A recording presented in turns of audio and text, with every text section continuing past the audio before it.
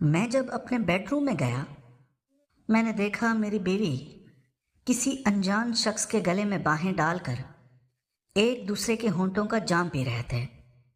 میں نے کہا کہ پہلے تو تم یہ چھپ چھپ کر کرتی تھی، اب تم میرے سامنے ہی شروع ہو گئی۔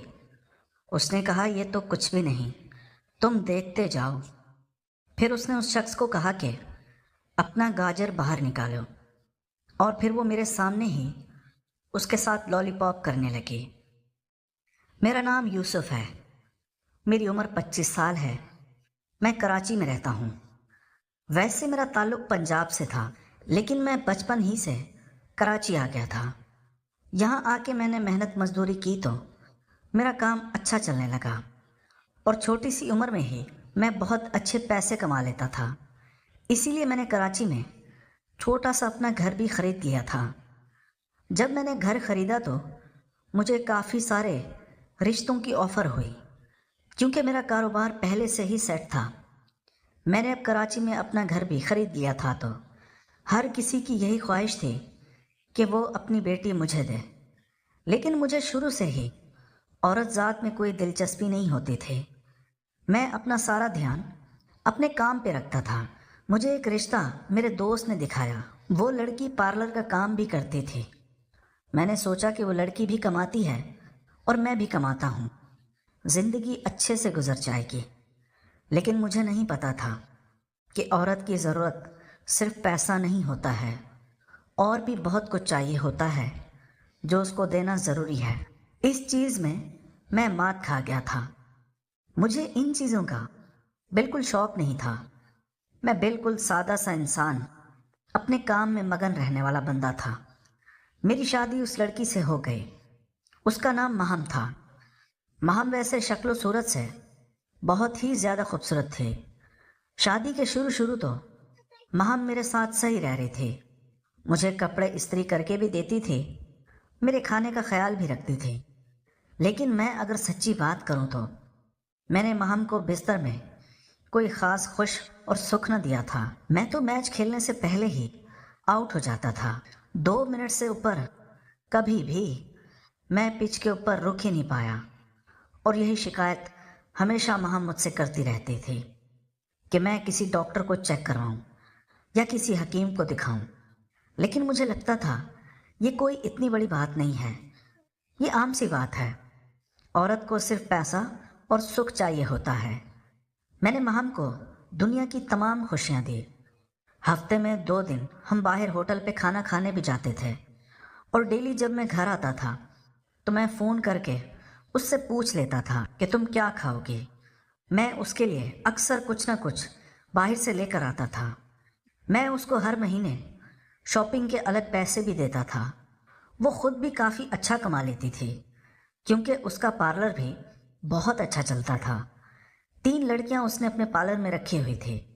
شروع میں تو 5-6 مہینے میری شادی اچھی گزری، لیکن اب آہستہ آہستہ میرے گھر میں جھگڑے شروع ہو گئے۔ مہم مجھے بات بے بات تانا دیتی کہ تم سست مرد ہو، تم کسی کام کے نہیں ہو۔ میں بڑا حیران ہوتا کہ میں اتنی مہم کی خواہشیں پوری کرتا ہوں، پھر بھی وہ مجھ سے خوش نہیں ہوتی، اور مجھے یہ بھی کہتی تھی کہ تم صاف ستھرے نہیں رہتے ہو۔ میں اس کو کہتا تھا کہ میں کیا کروں، میرا کام ہی ایسا ہے، حالانکہ میں ڈیلی نہا کے صاف کپڑے پہن کے جاتا تھا۔ شام میں آتے آتے میں گندا ہو جاتا تھا۔ جب مہم نے بہت زیادہ زور دیا کہ میں ڈاکٹر کو چیک کرواؤں تو میں نے لوگوں سے پوچھنا شروع کر دیا۔ میرا ایک دوست تھا، میں نے اس سے پوچھا کہ تم اپنی بیوی سے کتنے دنوں بعد ملتے ہو؟ وہ کہنے لگا کیا مطلب، روز ملتا ہوں۔ میں نے کہا یہ نہیں، وہ جو رات کو ملا جاتا ہے۔ میرے اس دوست نے بتایا کہ وہ تو روز ہی اپنی بیوی کے پاس جاتا ہے اور 1-1 گھنٹہ میچ کھیلتا ہے۔ میں بڑا حیران ہوا، کیونکہ میں تو مہینے میں 1 دفعہ بھی مشکل سے اپنی بیوی کے پاس جاتا تھا، اور وہ بھی 2 منٹ میں ہی آؤٹ ہو کے واپس سو جاتا تھا۔ میں نے اس کو کہا کہ یہ تو تم ٹھیک نہیں کرتے ہو، تم تو ظالم ہو، اس پہ ظلم کرتے ہو۔ وہ مجھے کہنے لگا یوسف بھائی، یہ ظلم نہیں ہے، اصل میں یہی محبت ہوتی ہے۔ حالانکہ وہ غریب تھا، لیکن اس کی شادی شدہ زندگی بہت ہی اچھی گزر رہی تھی۔ میرے ساتھ وہ اکثر بیٹھا ہوتا تھا، اس کی بیوی کا فون آتا رہتا تھا اور وہ دونوں آپس میں محبت سے باتیں کرتے تھے۔ میں اس کو کہتا تھا، یار میری بیوی تو بنا کام کے مجھے فون ہی نہیں کرتی، وہ تو صرف مجھے اسی لیے فون کرتی ہے کہ کچھ نہ کچھ منگوانا ہوتا ہے۔ تمہاری بیوی کیا گھر پہ فارغ رہتی ہے؟ جب دیکھو فون آتا رہتا ہے۔ تو وہ مجھے کہنے لگا، یار یوسف، اصل میں میری بیوی مجھ سے بہت محبت کرتی ہے۔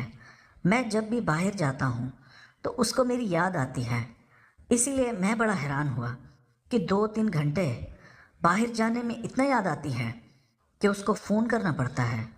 مجھے یہ بات مذاق لگی تو میں ہنس کے ٹال دی۔ پھر وہ مجھے کہتا تھا کہ میں اپنی بیوی کے ساتھ 1-1 گھنٹہ میچ کھیلتا ہوں۔ میں نے اس سے بہت خوش رکھا ہوا ہے، وہ تو اپنے مائکے بھی نہیں جاتی 2-2 مہینے۔ حالانکہ میرے گھر کی تو یہ روٹین تھی، ہفتے کی رات میں اپنی بیوی کو اس کے امی کے گھر چھوڑ کر آتا تھا۔ وہ ہر ہفتے جاتی تھی اور اگلے دن شام کو وہ واپس رکشے پہ آ جاتی تھی۔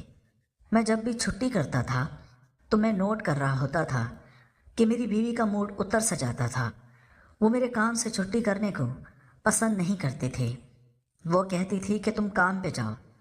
میں اس سے کہتا تھا کہ ماہم، کبھی کبھی میں چھٹی کر لیتا ہوں تو کیا بری بات ہے، تمہارے ساتھ ٹائم گزار لیتا ہوں۔ وہ مجھے کہتی تھی، نہیں، بس تم اب پیسے ہی کماؤ اور کوئی تم سے امید نہیں ہے۔ میں بڑا حیران ہوتا تھا۔ شروع میں تو مجھے یہی لگتا تھا کہ شاید ہر گھر کی یہی روٹین ہوتی ہے جو میرے گھر میں چل رہا تھا۔ جب میں نے اپنے دوست سے پوچھا کہ جب تم چھٹی کرتے ہو تو تمہاری بیوی تمہیں منع نہیں کرتی، وہ مجھے کہنے لگا، کہاں یوسف بھائی، حالانکہ وہ تو کہتی رہتی ہے کہ تم تو چھٹی ہی نہیں کرتے۔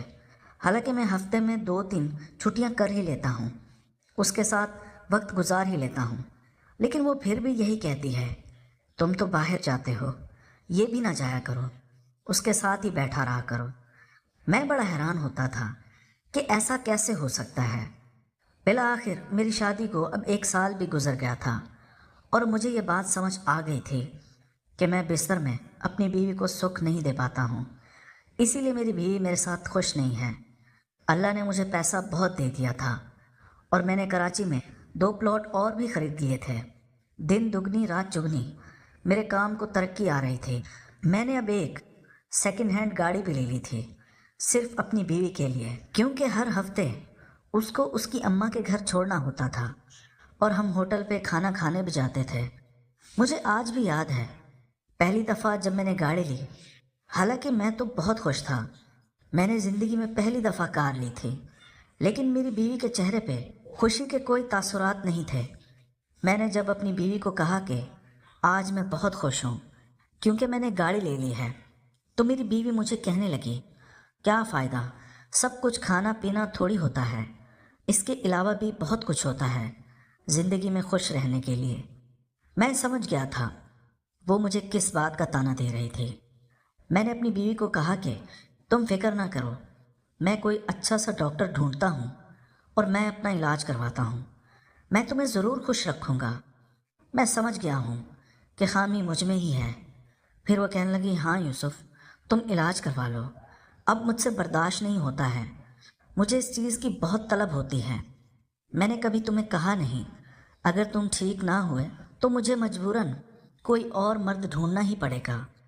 میں نے سمجھا شاید میری بیوی میرے ساتھ مذاق کر رہی تھی، لیکن وہ سیریس تھی، یہ مجھے بعد میں پتہ چلا۔ میں نے اس طرح کافی دوستوں سے سنا کہ فلاں حکیم بہت علم والا ہے، اس کی دوائی 1 نمبر ہے۔ میں نے طرح طرح کے حکیموں سے اپنا علاج کروایا، ڈاکٹروں سے بھی اپنا علاج کروایا، لیکن میری طبیعت میں کوئی فرق نہیں پڑا، میں جیسے تھا ویسے ہی رہا۔ میرا آج بھی اس کام کے لیے موڈ نہیں بنتا تھا۔ میری بیوی آدھا گھنٹہ مجھ پہ محنت کرتی تھی، لیکن میرا موڈ ہی نہیں بنتا تھا۔ مجھے ایک بندے نے کہا کہ فلاں حکیم ہے، اس کی دوائی تو بہت ہی مہنگی ہے، لیکن 1 نمبر دوائی دیتا ہے، اس سے شادی کورس کروا لو۔ میں جب اس حکیم کے پاس گیا، میں نے ساری اپنی داستان اس کو سنائی۔ اس نے کہا کہ فکر نہ کرو، 50,000 کا شادی کورس ہے، وہ تم کر لو، میں گارنٹی سے کہتا ہوں کہ تمہاری بیوی یہی کہے گی کہ اب بس کرو، میری جان چھوڑ دو، وہ تم سے معافیا مانگے گی۔ اس نے ایسے ایسے جملے کہے، میں متاثر ہو گیا۔ میں نے اسے فوراً ہی 50,000 روپے دے دیے۔ اس نے مجھے پورا 1 مہینے کی دوائی دی، کہا یہ میڈیسن روز کھانی ہے اور یہ شربت ہے پانی میں ڈال کے پینا ہے، اور اس طرح میں بڑا خوش ہوا۔ اور اس نے ایک آئل بھی دیا، کہا یہ بھی لگانا ہے، اور پورا 1 مہینہ اپنی بیوی کے پاس نہیں جانا، اس کے بعد جانا اور پھر مجھے بتانا، تم مجھے دعائیں دو گے۔ میں نے پورا 1 مہینہ وہی علاج کیا، اس کے بتائے ہوئے طریقے پہ عمل کیا، لیکن مہینے بعد کوئی فرق نہیں پڑا۔ میری طبیعت ویسے کی ویسی تھی۔ میں نے اپنی بیوی کے چہرے پہ دیکھا تو میری بیوی اب مایوس ہو گئی تھی۔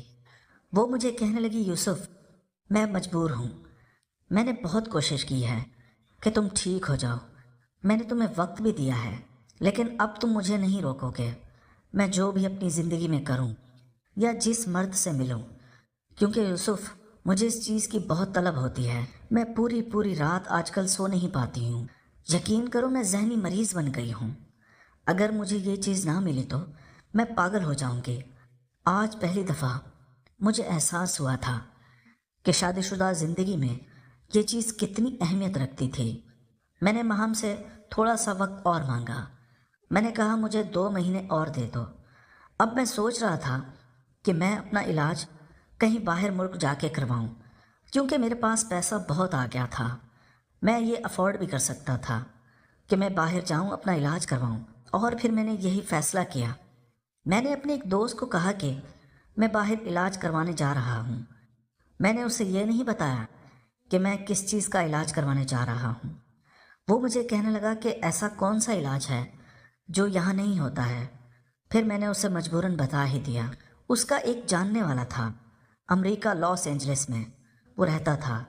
اس نے اپنے دوست سے بات کی اور میری بھی اس سے بات کروا دی۔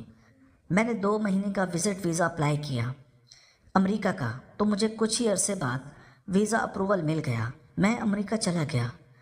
میں امریکہ جا کے یہ محسوس کیا کہ اس چیز کا علاج کروانا کوئی اتنی بری بات نہیں سمجھی جاتی تھی۔ میں وہاں بہت سے ڈاکٹروں سے ملا۔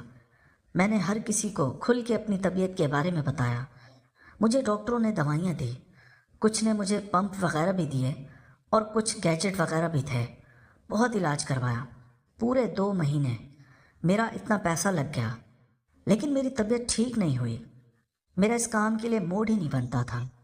اب تو حالت یہ تھی کہ اس چیز کا نام سنتے ہی مجھ پر خوف طاری ہونے لگتا تھا۔